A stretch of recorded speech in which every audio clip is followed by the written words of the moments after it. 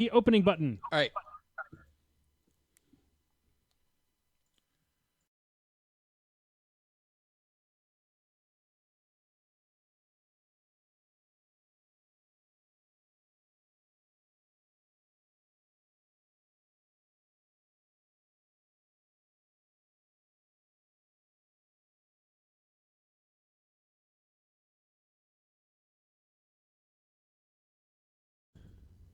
Good evening, everybody, and welcome to the Death Clock. It is Wednesday night. It's our 8:12. That's kind of our new MO.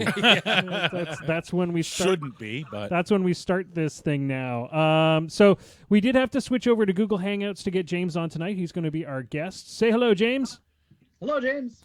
The weird thing about Google Hangouts is that it does do a little bit of feedback into his microphone, so apologies to that. So the audio will be a little bit different tonight.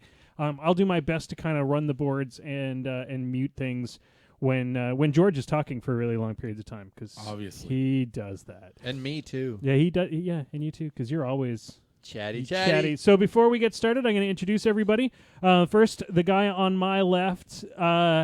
You know, he's like this guy that is just missing a part of his soul now. He's the formerly known the Revenant. The Revenant Crew, George. The Revenant Crew, Semi-Automagic. Say hello, Semi-Automagic. hello. So tell me a bit about your week in War Machine. Anything cool? We're in Journeyman, and I finally got to dump the albatross around my neck. It was a car, and I now get to play Xerxes 2 and, send my beast 87 inches across the board because he gives Field Marshal +2 speed. And, of course, the Ringo to my George, the one and only Maelstrom, who will be on the boards making sure that those people that are chatting are entertained and that their questions get asked. Yeah, that too. So so tell me a bit about how's the Journeyman going for you? It's going pretty good. Because you're like a TO, you're running things over it out of the box now. Yeah, that's what it is. Yeah. Came back with all the information I needed. All the information you needed. Yeah. I just said, hey, guys, write everything down on a sheet, and they sure did not do that. It's going good. Enjoying Cricks so far. Yeah. We're at 50 points now. I switched over to the Witch's Coven. I played against the old witch last night, which was interesting because our feats kind of cancel each other out. Oh, yeah, that's always fun. Yeah, so it was an interesting game, but I won without losing a model, so that was cool. Cool. Let's go over to James, the TK cultist. James, tell me how your week in War Machine's going. Pretty darn good. I got to look at a lot of War Machine models and some of them around the table. Beyond that, I didn't actually play any games this week, but I did give a couple more demos just because I could. Because you can't help yourself. Let's see. I've been playing the Journeyman as well. I am second in the point standing, although I'm going away in a week, so I'm going to miss out some points. But just switched out of Osram because somebody was giving me a hard time for playing the most broken battle box. Only everybody. Well, except the same people that told me to play it are the same ones saying you shouldn't play it because it's. Wasn't it mostly Bubba telling you you're Bubba terrible told me person? I'm a monster for playing the Austrian Battle Box. So now I'm playing Durgan Madhammer, and that was actually kind of fun. He's a blast, both literally and figuratively. Yes. Okay, guys, so the topic for tonight is going to be Adepticon, where James is going to be talking about Adepticon. He's going to tell us all about his adventures at Adepticon, being a judge this year at the Crystal Brush. So that's going to be pretty cool. But before we get started on that, we're going to talk about this week's news. There's a bit of news that came out of Adepticon, and there was a insider that dropped, kind of like right before Adepticon, that told us about some new interesting stuff coming for the CID, which is pretty sweet. So the first one is Battle Engines getting a revamp. Mr. Automagic, how do you feel about Battle Engines getting a revamp? I look forward to having my TEPs not be able to be shot off the board by anybody. That will be wonderful. And actually, I really look forward to seeing Battle Engines because outside of the TEP, you really don't get to see them because they're so destructible. Yep. They want it to be a real choice between bringing a jack and a battle engine. Let's go over to James. James, from the hobby side, are you excited to see battle engines back? Oh, absolutely. Absolutely. Whoa, we're getting some. Models in- You don't have like that whole. Phone thing? Whoa, there's feedback like a madman coming from you, sir. Do you have You don't happen to have Twitch open, do you? He needs some headphones. Okay, James is going to go grab some headphones so that we can cut out some of the feedback coming through the microphone. Battle engines. You're playing two factions where the battle engines are both kind of crap. Yeah. Oh, come on, that They tried to make the Crix battle engine better. Yeah, I think. Well, the Wraith engine actually, I think is really good. It just needs some extra boxes, and they're actually because it was actually in the Insider, and they're buffing it to include undead models, not just incorporeal models. Oh, cool. Yeah. Sweet. So neat. yeah, so it benefits from its own +2 arm, so it's base arm 20 pretty much, which is nice. Nice. Yep. Well, And incorporeal. And the Merc battle engine is awesome already. It's actually a really cool bit of kit. Just because it's got a lot of table tools. yet. I've played it a couple times. Yep. Played it a couple times. I've seen it. Yeah, it's actually super legit. pretty. But it suffers from the same problem that every other battle engine suffers from, which is it's big, so everybody shoots it first, Yep. and it generally doesn't make it down the field. That's true. You generally lose it pretty early. So the second news from the CID post was that Crix is going into CID as well, The Bane theme. particularly Banes, but they said Banes as well, I believe. Okay. So that, or That's it's probably hinted, good because people are super sad about their Banes. yeah, hinted that The Banes. Banes will get some changes. You're playing Crix right now. What do you Yep. think? What's your prediction? I'm thinking they might get Apparition, or they might, in theme, get Stealth back. That would be pretty sweet. Yeah. And what with the so you think the theme they're going to get stealth back, or you think that's going to just be like added back I to them in think general? I don't think it'll be added back in general because I think Mark II Banes were a little busticated. I think in theme they might get it back, but I don't think they'll get it back natively. All right, let's see how James's sound is sounding now. James, can you hear us? I can hear you great. Awesome, and we can hear you great. That sounds Now that we no longer have the feeds back. now so much better. Let's do We're this gonna thing. figure out this podcasting thing one day. This is our second year. Yeah, and we're coming into pod number 76 or something crazy like that. Yeah, We'll get it down. it's always changing. So what was the so let's go through the no quarter that came out this week was huge. I think it was the biggest no quarter I've seen. It was Yeah. massive. And I'm really kicking myself for not doing the painting contest this month because like they I think they got it looked like they got all of 2 entries for that painting contest. So that was like maybe I dodged the wrong one. Well, see, I think the plan is that you just have to do all of them now. Yeah. Yeah. Yeah, from now on. Think So of how much you'll have painted. sorry, what was that, James? Said, think of how much you'll have painted if you do. I know, right? So the next one coming up is swamp theme. They want your swamp themed stuff. So I'm excited about that. We'll give that a try. I've got some ideas brewing for that one. I'm sure I'll bug James about it. What are some of the news that came out of Adepticon this week? Because I did not track everything and anything that came out of Adepticon, but I think we talked about some of it last week because we knew about some of the things that were coming. Yeah, well, because Did you talk about Nemo busts? Ah, yes. Well, the Nemo bust, because I'm part of the Privateer Press bust painting group. Dallas leaked that, I believe, just before the show last week. So we had a little bit of a preview on it. And yeah, it looks awesome. I've got mine ordered. Do you have yours ordered, James? I have one in my house right now. You son of a bitch. He may have been at Adepticon to pick one up. That's true. But the truth is, I should have picked 2 up. But this one is, I got one. Cool. And there will be a I no wouldn't be surprised if there's a no if quarter there were challenge. a no quarter painting contest coming up for this one that takes a little bit more than 1 month of time. Yeah, there was some complaints about that last one. That's for sure. Yeah, and actually, yeah, and Dallas has given the thumbs up on that is coming to no quarter near you.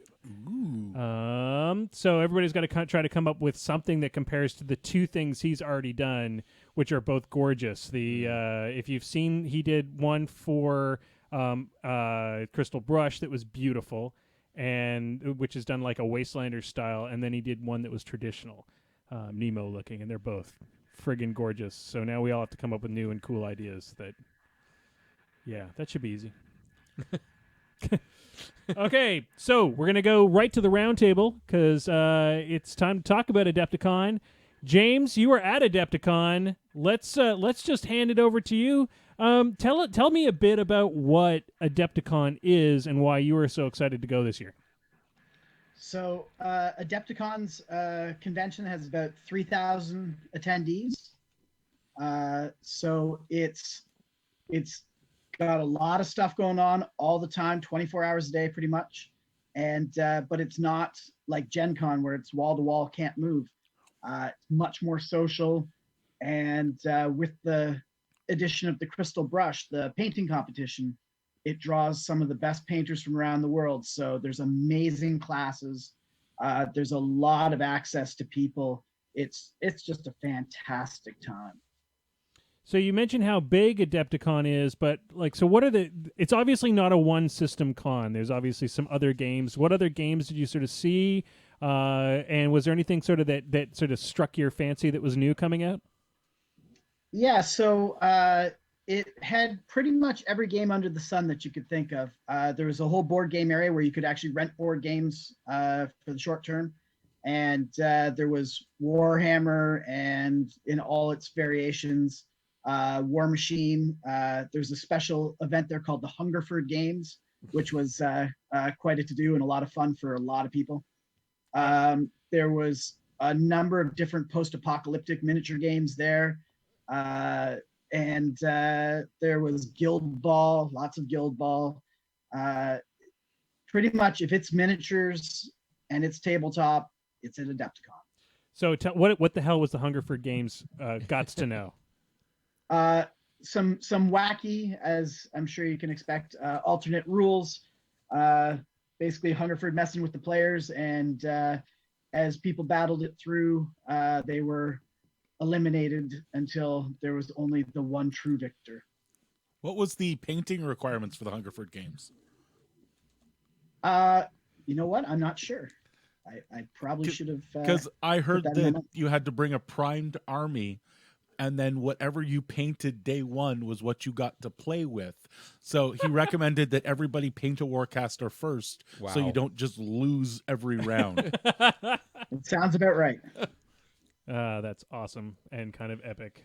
All right. So you gave us sort of the highlights of the non-painting events. You've given us the events. But I think what's most important for you is this year you were a judge at the Crystal Brush. Tell us a bit about your co-judges and tell us about the Crystal Brush. What is that thing? So it's an open company, so you can enter models of any type, any manufacturer. There are several categories. Fantasy and ancient single figure, sci-fi and modern single figure, large scale model, monster and war machine. There's a chibi category, and dioramas. And so people enter their pieces, and over the Friday and the Saturday night we judge. The judges were myself, Engel Heraldez from Infinity, and Jose Palomares from Big Child Creatives, two incredible painters, absolutely incredible, top-notch guys. And so the three of us did all the judging, and then we had no less than Jennifer Haley to sort us out for any extra choices as our kind of backup person. How does the judging work? We've talked about judging styles for painting competitions before. For those that may not have listened to that show, how does the judging work? How do you is there a first, a second, and third place, and that's it? How does that work? Great question. So this particular contest is sponsored by Cool Mini or Not. right? And traditionally, Cool Mini is a place you put up a picture of your model, people voted a score of 1 to 10, and then the aggregate score is shown. So the setup for the contest is essentially the same. Each of us 3 judges gave models a score of 1 to 10, and the highest grouping of models in each category was then put online for the public to vote on the Cool Mini or Not website. And in doing that, we made it essentially becomes a judge's cut. We chose which models we thought were the ones that were the best represented in their categories and the best quality pieces, and we put them out for the public to vote on. The final score was a combination, 50% the score given by us 3 judges and 50% public voting. So that's interesting because the public voting is done online. How different do you think the person who's looking at a photo of a model online versus being there in person? Is there a big difference in that? Do you feel like maybe some people could have done better if people had not voted online? I think that's entirely possible. That being said, the photos that were taken were incredible. Certainly the best iteration of the crystal brush so far. Jen worked really, really hard, and all the artists who were present were very impressed with the pictures that were put up of their work. And that's not something that, people often say. Rarely do people put up pictures and be like, oh, this picture looks great of my model. Usually it's like, no, it's better in real life. But it was interesting because some artists, we can use Dallas as a great example, paint extremely well for a camera. And some people don't necessarily take that into account. But the quality level was so good that everything looked amazing. And Jen's photos were so good that it really worked out, I think. For those who haven't seen them yet, you can go to the Cool Mini or Not website. You can check them out. They're still there. George is currently perusing them right now. George, highlight any of the ones you've seen so far blowing your mind? There's a difference between ones that blow your mind and ones that stick in your head. Like the chibi Davy Jones has stuck in my head and is both cute and amazing at the same time. The one of the unit ones, the diorama. No, it's actually from Unit. Okay. Was really good. The Infinity Unit and the diorama that breaks apart into each of the pieces being on its own base was amazing. That one's called Malifaux. The Dream. Yeah, I think that one's actually in the unit category. Is that in the unit category as well? Each of those counts as a separate model for the unit, including the walls, which are turning into monsters. Sleep tight is the name of it. Frigging incredible. So they managed to do like a diorama that was a unit. It's just amazing. Yeah. It took me a while. I was like, why on earth would you just plunk that entire thing down on top of lipped bases? It didn't seem to make any sense until I realized where the cracks in the floor were. And then you could see that each one was its own bed. The bed separates into 2 parts too. So there's the monster under the front of the bed and a monster sitting on the back part of the bed. So it's 2 creatures. Oh, wow. So that begs the question, James, over to you. What were the things that, and obviously, I mean, you judged everything, so we're not going to get you to just give your like, I liked this one and this one only, but what are the ones that kind of stuck out in your head that kind of blew your mind? That's a good question. There were a few pieces that I really enjoyed. Some of them weren't the best pieces in the show, but some were just really cool. There's a diorama piece. It's a Kingdom Death one. This girl stepping through the door. The whole scene was really well framed and composed. The lighting was interesting. She's following a rabbit through the door, so I kind of like the bit of an Alice in Wonderland kind of reference there. I thought that piece was really cool. One of my absolute favorite pieces in the show, I don't hesitate to say it, is David Diamondstone did a bust of an orc, and it was superb. I really like that piece a lot. I wanted to sort of ask about, was there any, in that, Was there any sort of new techniques that have risen to the surface? Because painting styles change, and I don't know. You and I've talked about this quite extensively. There are things that become popular for a while, like really smooth painting was the key. Non-metallic metals, or sometimes like it's all got to be about non-metallic metals. Was there anything this year that kind of rose to the surface that you saw in a lot of stuff that is sort of the new hip style? I think it's less about being the new hip style rather than at the level of competition that was there. You're not going to find much in the way of technical flaws or anything like that. So it's about what else they can add to the piece or the scene. And I think that the thing that helped a number of the artists, there were two things. One is focusing on creating a variety of textures or micro detailing on different parts of the model, so that the fabrics felt like different types of fabric, which felt different than the painted skin, which felt different than the hair, than the helmet, than what have you. That as an added level of contrast is, I think, a really important thing. And that's what I spent a lot of the weekend talking to people about, how to push their models further. The second thing I would say is, in terms of lighting, considering light not just in, like, when I started painting Warhammer and I first learned about highlighting, we highlight and light everything. We create highlights, we create shadows. It helps sell the idea of form. But there's ways to take that much further. And it doesn't have to be, OSL, on source lighting. It can also just be creating atmosphere or emphasizing the feeling of a piece through the quality of the light that's on it. There's a bust of a soldier, and it's very strongly lit from the one side in the competition, and it had both of those things that I was just talking about going on. The variety and texture. That helmet looks totally different than the green parts of the uniform and the sash, even though they use a lot of the same paints. And it has this really interesting lighting scheme happening. The piece that won best overall, Sergio's Space Wolf, the whole piece, the cold cast of the light to it is incredible. Using color temperature to adjust the feeling of all parts of it through the lighting, it's superb. It's absolutely sublime. So yeah, and if you haven't seen these, go to Cool Mini or not, check them out. George is looking at the soldier bust right now, and holy crap, that's amazeballs. And I joke around about it.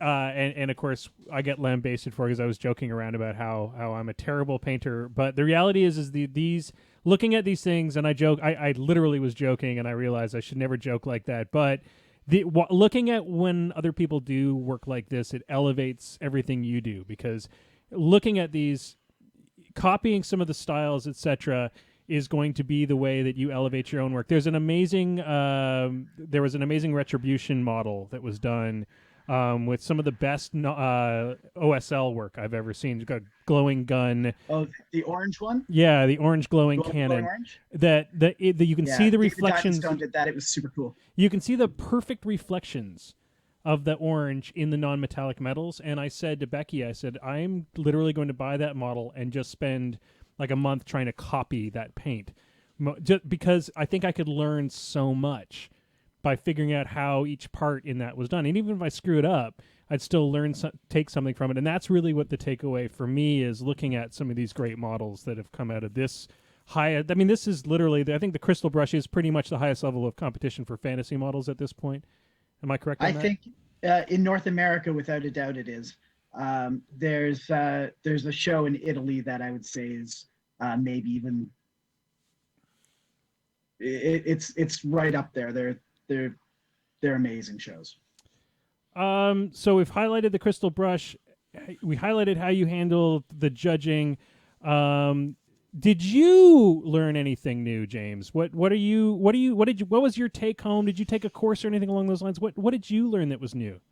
I didn't actually get to take any courses this time. I did sit in on part of one of Ben Comets's presentations because I was helping clean up from the one before, actually, and so that Ben could get started. And but more than anything, it was for me, the takeaway was seeing these pieces in person.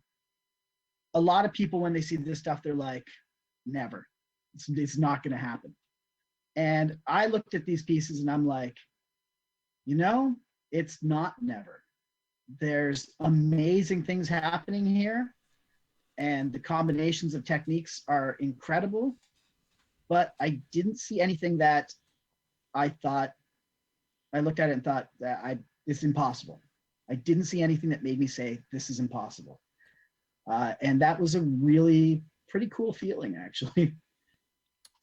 Realizing that, it's paint, and it's incredible models, it's incredible sculpting, but it's paint and it's sculpting and it's possible. So sending this out to the folks on the board, remember that if you have any questions for James about painting, about Adepticon, about the crystal brush, go ahead and ask it.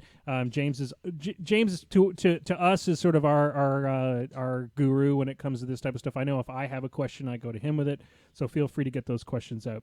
I wanted to reflect on that, James, and what you just said. The sort of idea of it's all possible. What sort of the next question in that's kind of inevitable is, you've been around this hobby for a long time. You've seen, how has painting changed? If you would look at a crystal brush 20 years ago versus now, I don't know if it's been around for a long time. So has painting changed? Has it elevated, or has the styles just changed? Oh no, it has elevated. I think that. So when I started painting, the only place I could see, top-notch paint jobs was in a White Dwarf magazine. There was nowhere else. The internet wasn't, like it is now. These painting communities, like the War Machine painting group that Shoshi and Devin run, that kind of community wasn't really there. Sometimes you'd have somebody in your town that was excellent. You could pick their brain a bit or find someone at a tournament, but not like there is now. And the growth of connections in the community has made the learning curve for many people a lot gentler. There's a lot less smashing your head against the wall trying to say, how would I do this? And instead you can just ask someone, how did you do this? The unfortunate side of it is there's a lot of people who believe there's some kind of like magic formula to everything. If I have just the right paint recipe, that's it. It's not about paint recipes. It's about understanding color and form and light and the things that, people have been painting with for millennia. If the techniques, I don't think most of the techniques in these models are all that different from traditional art techniques. I think it's just people are discovering different ways to apply that to these exceptional 3D canvases. And the people that are pushing the hobby in the biggest ways are the ones who are actively pursuing an understanding of traditional painting and art forms and just finding, exciting ways to use that. I had a great, you're an art teacher as well, and I had a great art teacher who once said that it's not always about talent, it's also time in the chair and dedication. And that, I think, is another thing you have to remember. Folks that think they'll never compare themselves to another artist's work, that artist put in his million hours or whatever that to get there. It's not, and talent has a lot to do with it, and knowledge has a lot to do with it, and the knowledge is getting easier. Talent is hard to come by, but is achievable no matter who you are. But don't forget about that time in the chair. It just takes time. Look at someone like Dallas, who even at the convention spent most of his days painting at a table. There's an area there called Fort Wapple where anyone can come and paint. There's all kinds of like beginner painters and top end painters all sitting around the same tables, lamps set up for everyone. And I swear, half the time I walked past there, Dallas was sitting and painting. Now, mind you, he was painting his own things that he wanted to paint rather than his things for work. But the hours put in, even just on his days off at the convention, massive, unbelievable. And guys like Ben Comets, who was competing there too. I mean, I was talking to him about what his weeks actually look like, and the sheer number of hours that he puts into pieces, like his big magic turkey that he entered. Just it's mind blowing. They are painting that. I mean, a lot of the guys that are at the show, a lot of the people that were in that top end are professionals. They're painting every day, all day, because that's their livelihood. That's their job. You know, Sergio that won the Crystal Brush, you know, he's painting a lot more than 40 hours a week, every week. George, this might be a good time for you to talk about the SOO. We're going to have a hobby room at the SOO this year, are we not? Yeah, I believe there is going to be a hobby room, and I believe there is going to be a painting competition, but we'll know more when Aggie comes on. Oh, that's right. Aggie's coming on, but I believe James is even going to be there as one of the people at the room. So talking about, you know, being able to sit down with the greats, you can sit down with the greats at the SOO. Menoth John will be there. So I'll be doing some classes on weathering techniques and things like that. Ooh, that's going to be awesome. We've taken that class. And it's a good class. We've beaten the crap out of our models ever since. It's amazeballs. James, do you know if there are any, like when you're looking at, I say traditional painting, when you're looking at two-dimensional painting, there are a lot of the old masters that you can go look at. People who kind of got it right, maybe through sheer talent or through working at it a long time ago. Seeing as most of the busts used to be painted in Roman times, and we found bits of pigment impacted in them, is there any of that type of stuff that survived that we can sort of go back and look at as three-dimensional old masters, if you will? So without getting nitpicky, the old masters usually refers to people that are a lot newer than the ancient Roman busts. Yeah. I don't know of too much in terms of ancient Roman pieces that still have paint on them. I would probably look and see if there's anything from Pompeii or Herculaneum in their collections. You might find some, because a lot of that stuff was sealed under the volcano and has survived. Mm-hmm. But in terms of artists like Da Vinci or Rembrandt, there are many, many things to learn. One example, Land Studios, Michael, whose last name I would butcher if I tried. He's the one that did the Nagash diorama at Crystal Brush. And his use of light is very much in keeping with chiaroscuro, traditional, really heavy shadow and strong storytelling light. It was a superb piece, and it's such a traditional art piece. All right, last question for the Crystal Brush questions for today is, and this, I am channeling my friend Benjamin right now, Mr. Carver. Plinths, do you need them? All right, easy answers. If you are entering unit category, for the love of God, put them on some kind of plinth or base. Do not hand me 6 or 10 individual models to go stick in that cabinet.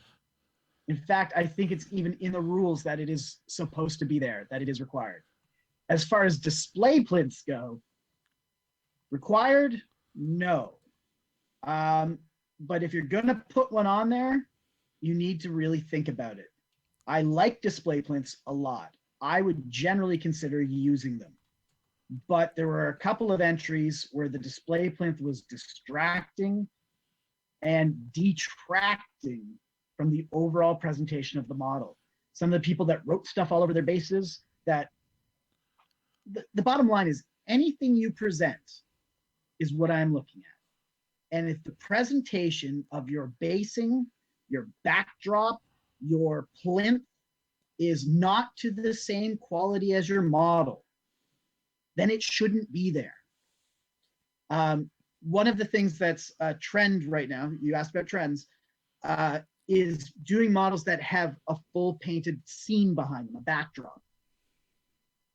I generally dislike them. And the reason why is many of these 3D model painting artists don't know how to paint a backdrop, a 2D form, as well as they paint their models. And if that sky in the background and those clouds look like some kind of flat junk behind them, boom, I'm done. Kat Martin, who won best single science fiction model, had a 3-piece backdrop that actually worked, that actually looked good, that had real quality painting in it. I was right behind that. But so many of the pieces that do these backdrops, the artist, the backdrop is much less than the figure. And I don't understand why you would want to put something distracting and detracting from your actual paint job. And if you're going to write stuff across your plinth, that fonting had better be sharp. Those letters had better make sense. And if it's going to be painted the same color as your model, you know that I'm going to be staring from your model to your lettering or whatever else you put on that base. That base had better be good. A good example, Chris Surrey did the big dragon piece that got bronze in diorama, and his plinth was beautiful. It had this little rock piece on it that echoed the rocks above. That was a huge, beautiful piece of work, and the base accented, the plinth accented the model. It didn't detract or pull away from it. That's a good example right there. Wise words from the masters, ladies and gentlemen. So if you're preparing yourself to enter a big competition, these are things that you should think about. And this is the type of stuff that, James, I'm going to be picking your brain on as I continue forward and try to learn to go better. Because one of the things that is simple for me is I arc all my bases without thinking about it, which arcing your bases doesn't, unless you do a beautiful arcing somehow that goes with your model, doesn't necessarily make your model any prettier.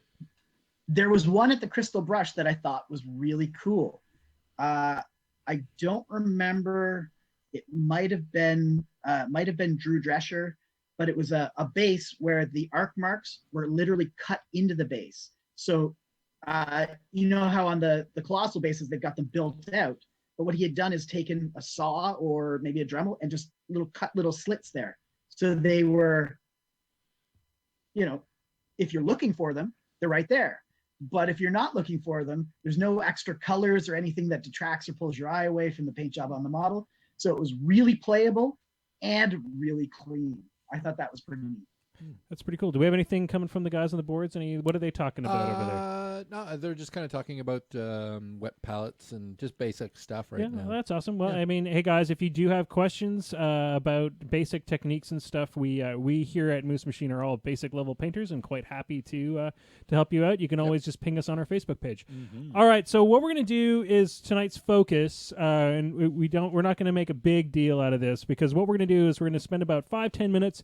We've got James on the show, and it's always a good idea to get James to teach us a little something, because the man is a fountain of knowledge, and he's a teacher. He's an art teacher, so it's what he does. So when he comes on the show, I make him work. Might as well be good for something. I'm that kind of jerk, as I make somebody work in their time off. Although now I'm a professional podcaster, apparently, so I'm working right now.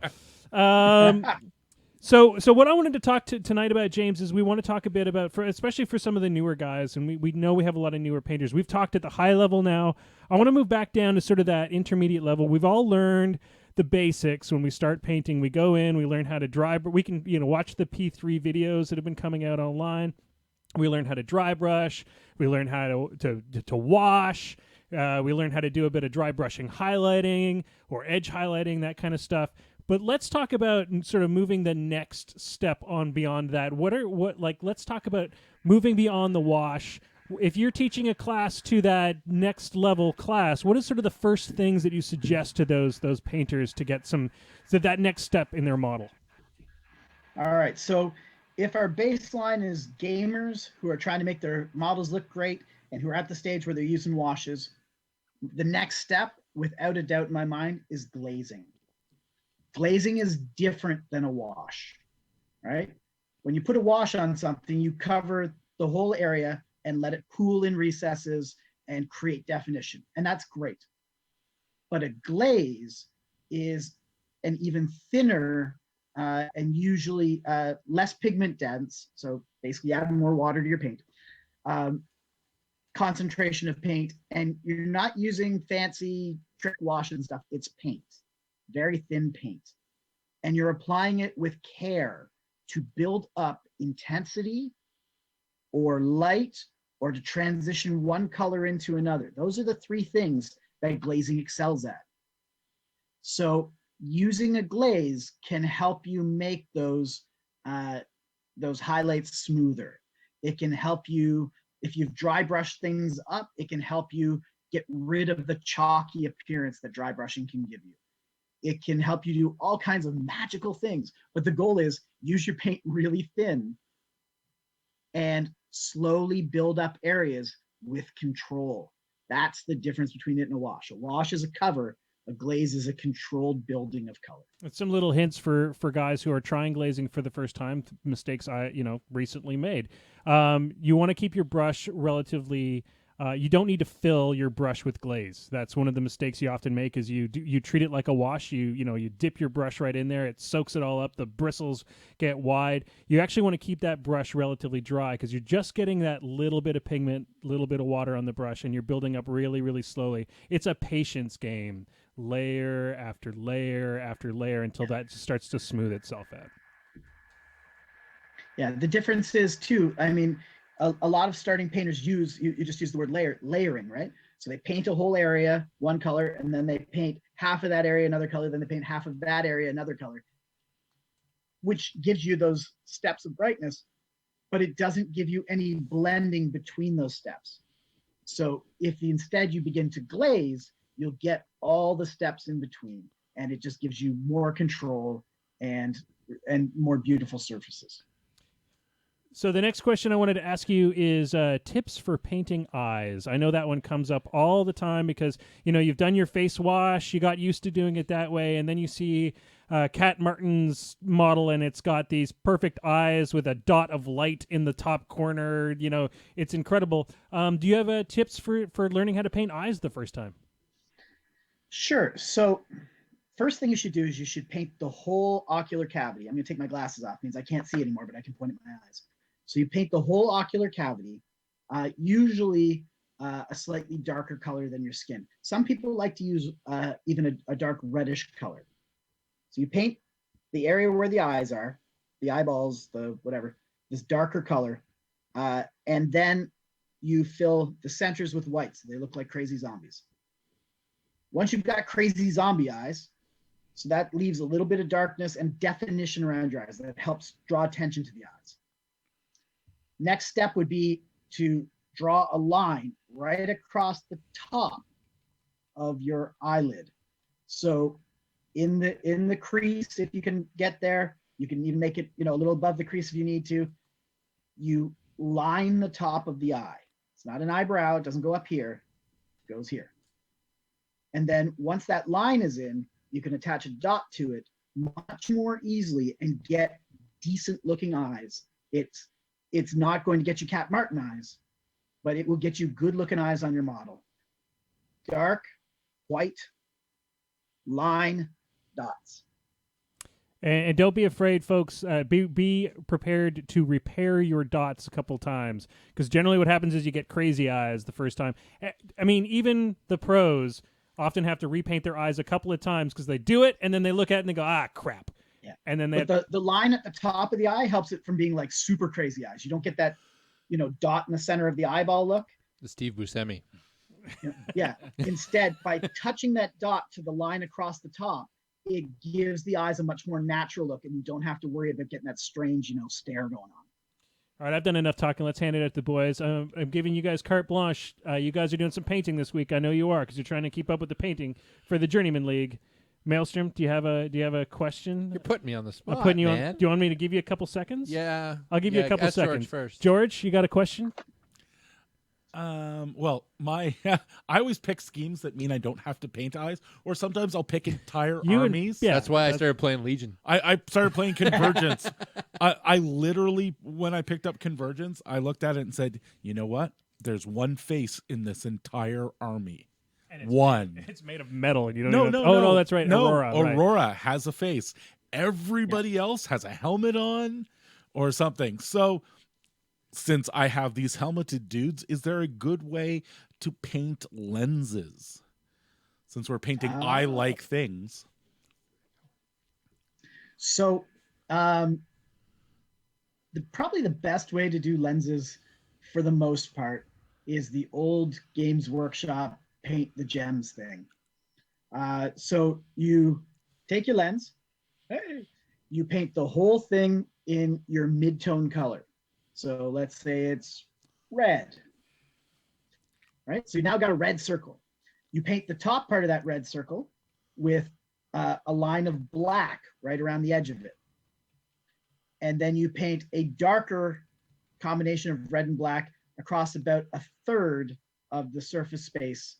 I wish I had a marker I could draw this. Across about a third of the surface space.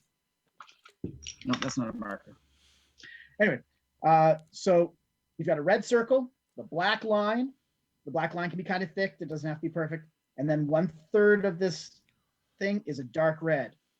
Then you take a brighter version, like an orange or a brighter red, and you put it on the bottom third. Add a dot of white to the black, and it's going to look good. There you go. There you go. Jason, Yeah, I got one. go for it. This is not. It's a painting question, but it's also kind of a bit of a hobby question as well, because there's a lot of metal models in War Machine, and I spent. Okay, I'll just take my. I spent about 8 hours painting up Typhon, from Legion, and I played with him. I played with him 3 times, and I grabbed him by the little spine once, and about 1/8 of an inch of paint just peeled off the top of his spine because it. And I did the several clear coats, like I did the 2 or 3 high gloss, and then like 3 or 4 dull coats after that, and it's still, I have a problem with sharp edges on metal models. Sounds like you have an adhesion problem. Is there an easy way to fix that, or just repair it or avoid it? So to avoid it in the first place, Don't wash your models. Yeah, that's what I do. Prime. Do thin coats of primer and let them dry in between. Okay. You got to let that primer get good adhesion. I use Stynylrez primer, which now comes in lots of colors. I just got this at Adepticon. I'm very excited. Stynylrez is a beautiful primer that works really well, but it's so tempting, whether you're using an airbrush or a spray can, to like one and done. You don't do that. Oh. You gotta let it adhere. You gotta give it time. You gotta do it in layers. Whether it's a GW rattle can or Stynylrez or a P3 rattle can, I very much dislike the Vallejo primer. I cannot understand that stuff. But even if I was using that, I'd spray it light, multiple coats, letting it dry. You got to give it time to set up. Okay. And if you are going back to fix something, what I would do, so your model in particular we'll use as the example. Yeah. Get a Q-tip or a small paintbrush. Get some rubbing alcohol. We're not stripping the model, but before you reprime that section, I mean, those sections are delicate anyway. But before you reprime it, you want to make sure that there isn't something that was causing the adhesion problem in the first place. Okay. So use a little bit of alcohol or something just to clean that area. Let it dry so it doesn't damage any of your other paint. Get a good primer that you can brush on. Again, I point at Stynylrez. It's beautiful stuff. You can paint it out of the bottle. Okay, perfect. Paint it on, let it dry. Awesome. Second coat it, let it dry, and then repaint it, and hopefully it'll hold for you. Re-clear coat your whole model. Perfect. Awesome. Thanks, James. All right, ladies and gentlemen, there's some pro tips from the bottom. And actually, I think we all need to go back to primer school. I think that's... Yeah, because that wasn't what I was doing. No. One coat, well, like a black coat, and then a zenithal white, and then done. Yeah, and I don't think very few of us let it dry. It's got to be done in stages, man. You got to give it more time. Cool. And probably not everybody lets their primer dry all the way because they get excited and then they go up and do whatever it is they're going to do next. I might be guilty of that. Yeah, it could be that too. 4 to 48 hours. Okay, so I think we'll call that focus, and it's time for.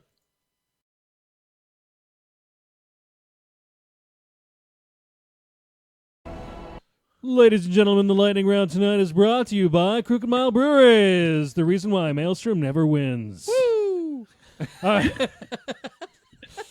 All right, so if you've never played the lightning round before, which everybody here has, but some of you may not have, the way that this works is if you're playing at home, you're pretty much doing it on your own. If you're playing and watching, if you're playing on the chat right now, you try to answer the questions because there is a delay in the video, so you'll actually be answering it before we would give the answer Anyway, it all works out, and then Maelstrom will tell us who in the chat was the winner. The current reigning champion of the lightning round is still the one, Marc-Andre LeBlanc, mainly because Tim doesn't come on the show often enough. To take him down. That ain't changing tonight. No, I think at the Sioux though, there might have to be a grand reckoning between those two. Yeah. Hey, I'm down. Showcase showdown. Exactly. So here's the thing: because of the CID battle engines coming up, there may be some battle engine questions tonight. Of course, there's a random smattering. Is one of them why Things do that they no- all suck? Why? Things that nobody Why? uses. Yeah. Well, it's going to be super easy for you guys to know the answer because none of you ever use them. They don't all, because also we had some jack marshalling stuff that came up this week. So there's some jack marshalling, there's some other stuff. So the very first question, you guys know how to do this. You buzz in to see who's Make the a best. noise. Make a noise. Make the noise. All right. What does the jack marshal take aim do? Go for it, George. Okay. It's going to take away your movement. Mm-hmm. It's going to give you a boosted attack and damage rolls. No, incorrect. Go for it. It takes away your movement, and you get +2 to hit and damage rolls. Aha! Very good, very good. It is. But the reason why is you still have to sacrifice your movement to aim, but it does give you a bonus +2 to all of your damage rolls. So that's actually that's a big deal with AoEs. It's kind of super legit. Yeah. Question number 2. How many Fury does Xerxes the Fury of Halak have?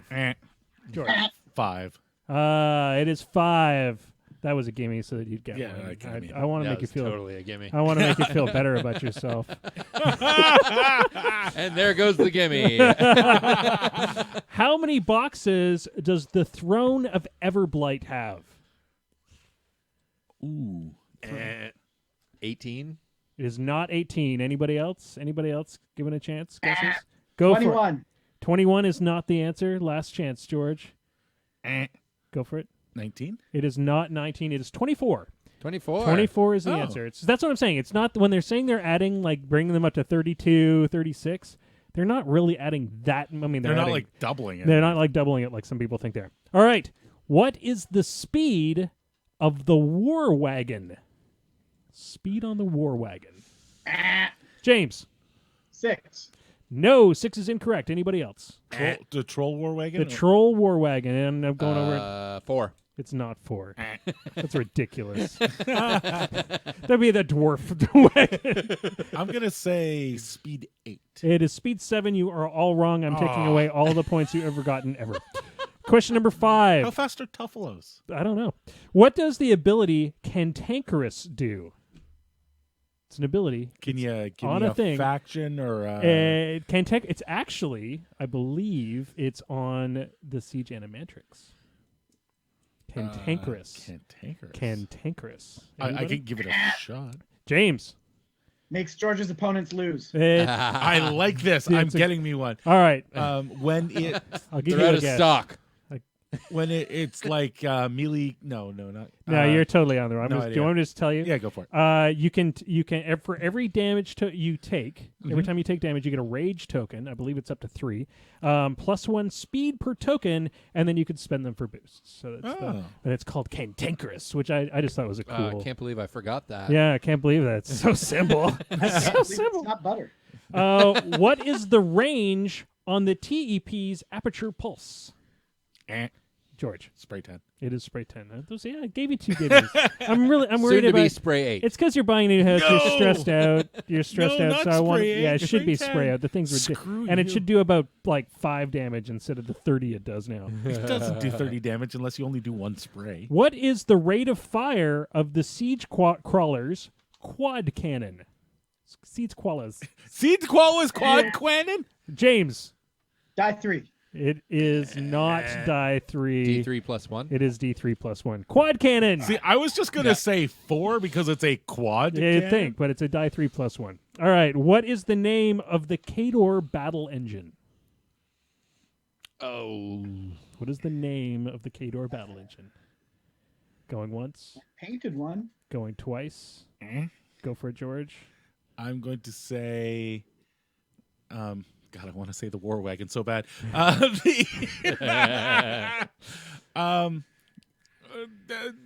Vlad's Fury. No, it's called the Winter Guard gun carriage. The Winter Guard gun carriage. There was a really good answer for that on the chat. The piece of poop. Very good. Piece of poop. Question number 9. What faction has 2 battle engines? There is one faction in the game that has 2 battle engines. What is it? Well, I'm going to ruin your day by saying Scorn. You didn't buzz in, and no, you're wrong. I am correct because Xerxes 2 is a battle. Well, engine I'm caster. not talking about Well, specifically in the in that battle case, engine category. It says it In has that the case- keyword battle engine on it. In that case, so is Legion. 'cause Yeah, they you're all. at Then they all do. 3. In the category of battle engines, And not in casters. the, Do Do not you mean battle casters, engine solos? Because I need to be completely. God, you guys are such nerds. If you look in War Room under All the right. battle, I'm going over to engine- James. James is the only one who buzzed in. What is the faction, James? Is it Crix? No, it is Minions. Minions are the I only figured one. they had to have something. Minions have the Meat Thresher and the Sacro Vault. Oh yeah. Last but not, I had to channel Minty again. The Minty Fresh question of the week is: when can you use an anytime ability? Anytime. Wrong. Wrong. Well, that's misleading. Yes, it is. It is terribly, terribly misleading. Ladies and gentlemen, are you ready to hear when you can use? I don't get to guess. Oh, you could guess, but you're But going to be gonna wrong. Wow. So, okay, I guess squirrel then. If I'm going to just be wrong. Go ahead and answer. What is your answer? The answer was moose. The answer was moose. You Yes. idiot. Yes, the answer is moose. It's always moose. It's so often. What is your answer? The answer is anytime that is not during a movement or during a combat action. That is pretty much. You're very, very close. I'm going to read it out. Okay. Because it is like ridiculously It it's is simple. convoluted. It is simple but convoluted because the ruling is, of course, you can't do an anytime ability if you are about to run or if you have run. Yes. But if you just read the rules, there's really Anyway, it goes like this. Spells, feats, and other special rules that state they can be used at any time during this model's activation can be used before moving, after moving, before making an attack, or after an attack, but not while moving, attacking, or resolving another triggered effect. A model cannot interrupt movement or an attack to use one of these special rules. So, whenever somebody asks you if I can cast a spell between attack and damage, no. However, for some reason, you can't run and do an anytime You ability. can run and do an anytime ability. The anytime abilities you're thinking of specifically state that you cannot. Oh, I thought you couldn't There- do it with spells. Yeah, you definitely cannot do it with spells, but there are things like, say, the servitor placement from the prime axiom can be done before the run because it says anytime during this model's activation, unlike the Stormwall, which says after Right. this model's movement, and because the run immediately ends your movement, you don't have to You're place done. it. So that's great. So we've learned something tonight, ladies and gentlemen. I wasn't It's, listening. It was special. When I asked you about any And I'm time, not- learned nothing. Me and I James believe are done. I We checked believe out. tonight's champion tonight. It's George. Yay! Yay! I'm Yay, surprised. Do Reverend we have a George. champion from the chat? Yeah, I think Hawk Frost took it, but Drakios' Dragoon Frost. was Nice like work. way. It was tight. It was super close. Well, you're going to have to make a call because Yeah, it's up to you. Fraser, one of them will be angry. Fraser will be messaging one of them with a special prize. Oh shit! Well, I better add up. He's going to then. spend some time adding them up Yeah. and figuring. If you need the answers, here they are. If you can read my doctor's Oh, chicken yeah. stretch. Surprise! Then the answer is me. I already, Yay! I already saw these. Okay, 'Cause that's you get them. I send them to you like 4 hours in advance. It doesn't. I know, It doesn't and help I you. still screw them up. Yeah. All right, so we're going to do some little bit of bookkeeping before we go, because all of you guys know that this place, The Lights, the whole reason we are podcasters is because of a few different companies that make sure that we can do what we do.